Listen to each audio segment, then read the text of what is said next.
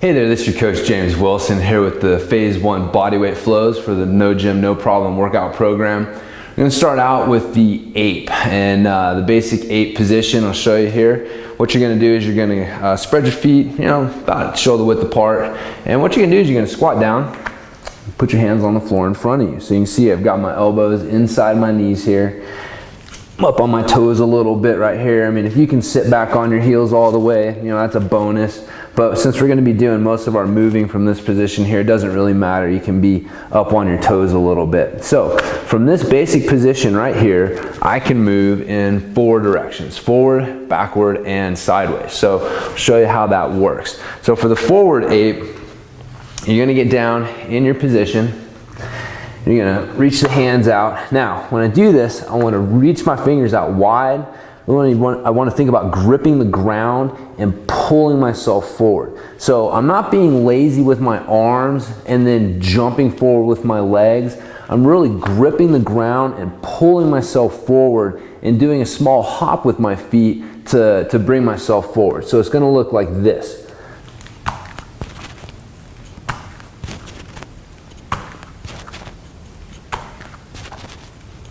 Again, that idea of reaching, fingers out wide, gripping, and pulling myself forward is really important. So we can also go backwards. So what we're going to do is plant the hands into the ground, and now we're going to push into the ground, and we're going to hop back a little bit. Transition our weight back and hop. What you want to watch is kicking your feet really far back. If you do that, you're going to be off balance. You can see how I can't transition back to my feet in any sort of balanced manner. So remember, these are body weight flows. We want them to look nice and fluid. So when you hop back, make sure you're not hopping back too far, and you can nice and smoothly transition your weight back. But again, really driving that movement with my arms, pushing myself back when I'm moving backwards, pulling myself forward when I'm moving forward. So in addition to that, I can move side to side. So again, you'll start out in your basic ape position. But this time what I'm going to do is I'm going to bring my hands in front of this foot. I'm going to hop over a little bit. This foot's going to hop over to where this foot is. I'm going to kick this leg out. Then staying low, I'm going to transition my weight. And so I'm back over on this foot, and I'm going to hop and kick and transition. And again, transition, hop, kick, hop, and kick. So again, the main thing you want to watch is that as you're not just focusing on hopping this foot and not really kicking this leg out, you have to really kick that leg out in order to clear the space for the other leg hopping in. So that leg will hop over. Make sure you kick the other leg out, and then you'll have the space you need to transition nice and smoothly and then repeat. So there is your sideways ape. So there's the 4 ways you can do that. The next one is a bear crawl. Now, bear crawl is something that a lot of you've probably done before. I'm going to show you a couple things that'll help make it a little bit more effective for us. So first thing that you want to do is start out in your basic bear crawl position, which looks like this. So if you've done yoga, this is similar to your down dog position. So you want to make sure that you got a good strong upper body position, which means that you don't have your shoulders pushed forward towards your ears. You've got your ears, you got them pushed down away from your ears. And you also want to make sure you got a good strong chest position. Just because you're here and upside down doesn't mean you want to start letting your chest cave, shoulders hunch up. Good strong packed shoulder position, and make sure you maintain that good strong upper body position while you're doing this exercise. So once you got that set, what we're going to do is we're going to move contralaterally, which is just a fancy way of saying the opposite hand and foot. So you can see I can unweight the opposite hand and foot. What I'm going to do is I'm going to step them forward, put them down, unweight the other hand and foot, put it down, other hand and foot, put it down, put it down. So once you go forward, you can do it back. So now I'm going to be driving my hand into the ground to drive me back. Just like that. So, main thing that you're looking at is that opposite hand and leg motion. What you don't want to do is just get set here and then This is not it.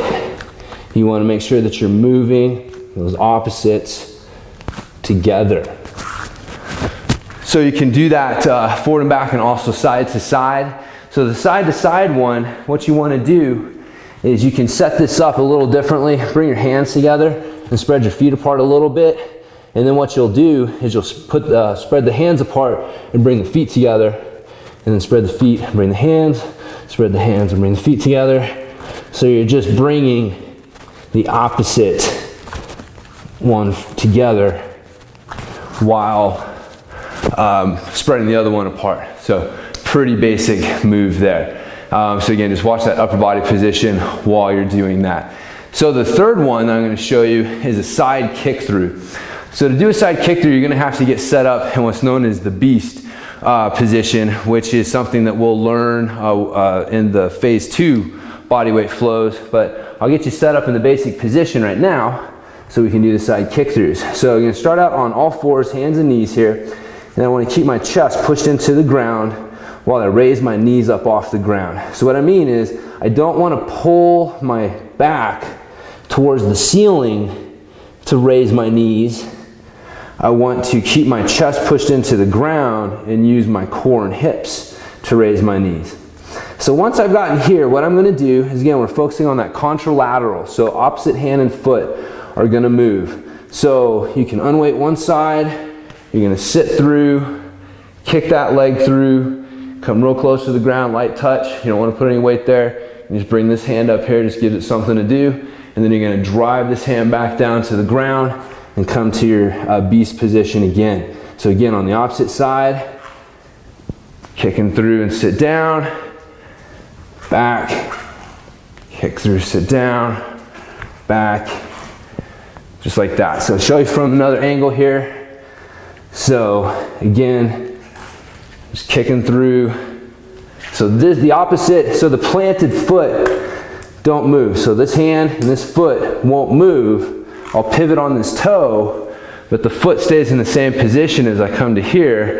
And then same thing, I'll pivot on my foot to come up on my toe as I come back down. But basically, your 2 points there stay the same. Now, as you get better at this, what you'll be able to do is generate a little bit more momentum, drive this hand down more, and you can hop up and land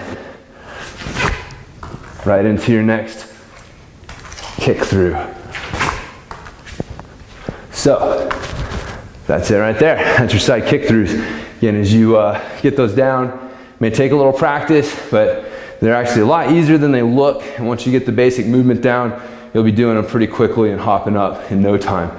So again, you're just going to set a timer for 2 minutes and play around with each of those forms, those animal or bodyweight flows for 2 minutes each. So again, set a timer for 2 minutes, play around with the ape. You can do the forward and backward, sideways. Don't worry about sets and reps or anything like that. Just play around with it, have fun with it. After 2 minutes, move to the bear, and after 2 minutes, move to the side kick throughs. 2 minutes on them, and then move on to the next part of the workout. So that does it for the phase 1 bodyweight flows. Hopefully you enjoyed this part of the workout, and I'll talk to you in the next part.